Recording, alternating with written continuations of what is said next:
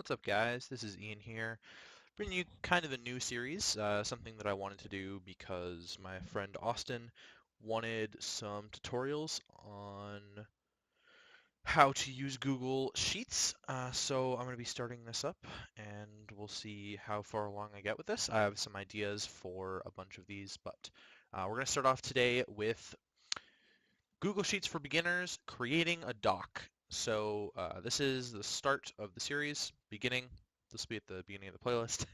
And if you want to keep watching through the playlist, you can learn some cool things, to do with Google Sheets from my own knowledge.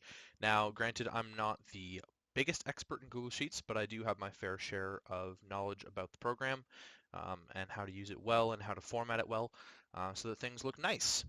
So, yes, creating a doc. You'll see right here in the middle, this is my drive. Um, I've got some folders, some school stuff here, some personal stuff, and I take part in a lot of Pokemon Leagues and Draft League format play, so that's kind of all there.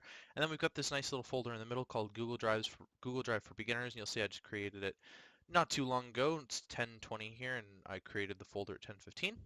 So what you're going to want to do is hopefully create a folder, and you can do that pretty easily. I'll get into that in a sec, but we're going to open up the folder here.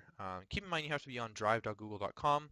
You have to have a Google account to save files, although you can get files shared with you, and you'll just show up anonymously, sorry.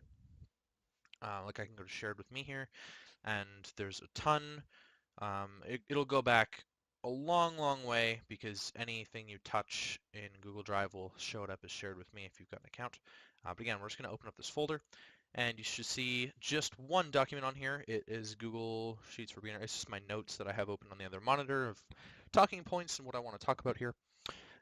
Yeah, so we're not going to open this, but we're going to talk about creating a doc. And this is the same way you can create a folder. You're going to go to New in the top left here, and you can create a new folder, which I'll just show you right now. Untitled folder, we'll call it Test. Great. And then the folder will show up. You can drag a file already from the folder into that folder. So like I'll drag Google Sheets for Beginner into the folder, it's fine. And now this, I believe I can pull out of the folder, move to nope, don't want that. Sorry, move here. There we go. Now it's moved out of the folder. Yeah, but we're not gonna worry about the folder because we're here for Google Sheets. So we're gonna go to New, and we're gonna go down and select Google Sheets. There are more options. These are the basic ones. They're the equivalents of the Microsoft Office series, with Google Docs being the equivalent of Microsoft Word, Google Sheets being the equivalent of Microsoft Excel, Google Slides being the equivalent of Microsoft PowerPoint, and then you can do more. Google Forms is really fun. I like using that a lot for surveys and stuff. Google Sites, I believe, is a website. Google My Maps, I've never tried. Google Drawings, I've never tried. You can purchase more, etc. We're going to go to Google Sheets. So we're going to create ourselves a Google Sheet here, and this is what it looks like, just like an Excel spreadsheet would. And we will mark this um, Google Sheets for Beginners. And there we go. So we're now in the sheet, and you sort of just want to play around with things. It's mostly personal preference for formatting and stuff, and I will have some videos on formatting coming out, but it's just sort of playing around with that sort of stuff. You'll notice that there's a lot of cells, and they're all a certain length.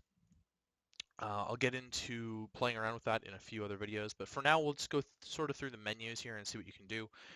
So you can share it instantly. You can share with this option, or you can share up here with this option, and you can either get the shareable link, or you can change the editing powers. You can just send to a person in your address book. All of that stuff is really good. There's some advanced options. Whoopsie daisy, don't want to show off my email.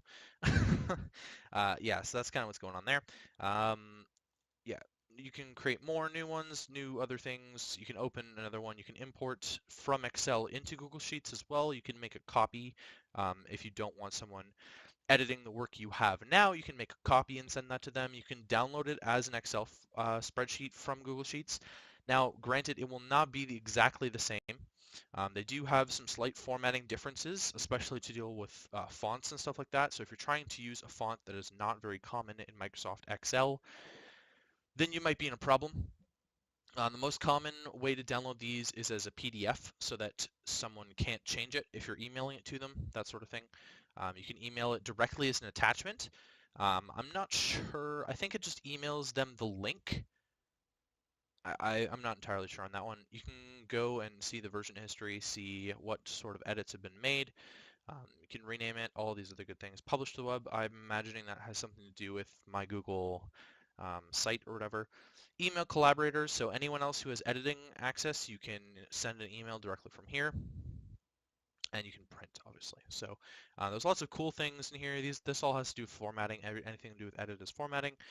View, it's really view grid lines, so that's kind of just a basic thing that sort of cleans it up a little bit. I've seen a few docs where that's kind of the thing, kind of the case there.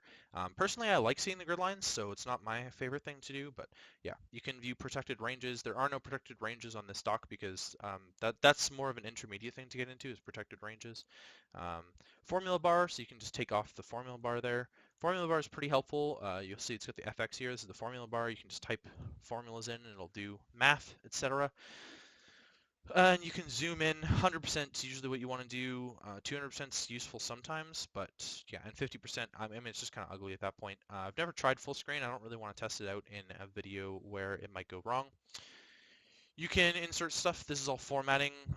Format is obviously formatting. We'll cover that in the formatting video. Data, this is all a little more advanced, and from here on, it's generally the same. So um, let's talk about movement around the cells real quick just to finish up. So you can use your mouse and you can manually click on different cells, or you can just use the arrow keys on your keyboard.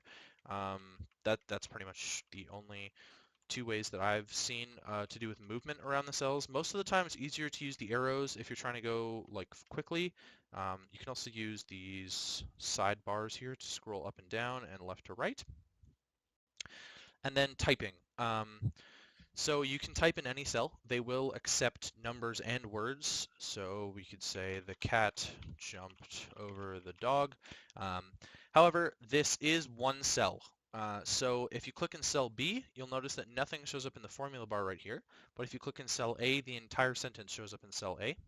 I'll get a little bit more into that in the formatting. You'll notice that it does look like one cell. It doesn't have the little line in the middle because it's long enough to go into cell B. And that's something that we will talk about in the next episode. Anyways, I just wanted to start off the series kind of basic, gauge how much experience people have with the program, and sort of move on from there. So I hope you enjoy the video, and I will be continuing the series shortly.